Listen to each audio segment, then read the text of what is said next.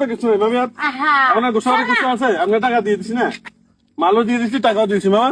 ঠিক আছে, কষ্ট দিছি আপনার। না না না হবে না। হ্যাঁ নিয়ে যান, টাকা দেন আমাকে। হ্যাঁ, ও তো বলতেছে রান্না হইতে পারে না, কি করবো?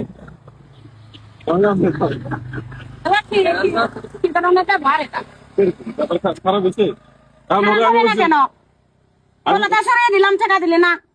আমি মনে হয়েছিল মোর রান্না এখানে গুরুর বাচ্চা কথা নাকি? রাগ করছেন? আর করবো না কেন? তো আমি বলছি ও রান্না করতে পারবে না, তো দেখি ও রান্না করতে পারবে। বেমান বলে আচ্ছা তাহলে আমি আপনার টাকা দিয়ে যান, তো এটা আপনি নিয়ে যান। মামু টাকা দিয়ে দিলে তো খুশি।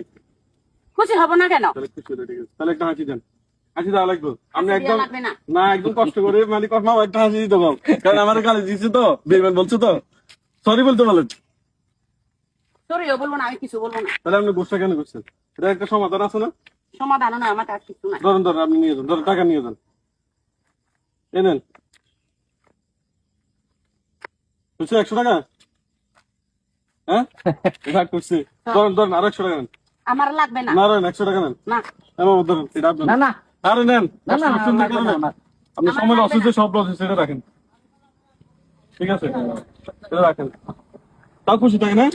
ঠিক আছে আমি একটু করি, আর কষ্ট আবার একটু করি, ঠিক আছে বলেন, একটু একটু আপনার তো এখন আর আমি গোসা করার তো কিছু নেই মামি। আর আপনার গোসাবার কিছু আছে? আপনার টাকা দিয়ে দিছি না, মালও দিয়ে দিচ্ছি, টাকাও দিয়েছি মামা। ঠিক আছে ঠিক আছে ঠিক আছে ঠিক আছে মামি, এখনো গোসাটা যদিও টাকা দিদি, কিন্তু মামি এখনো গোসা। ঠিক আছে। Play! She!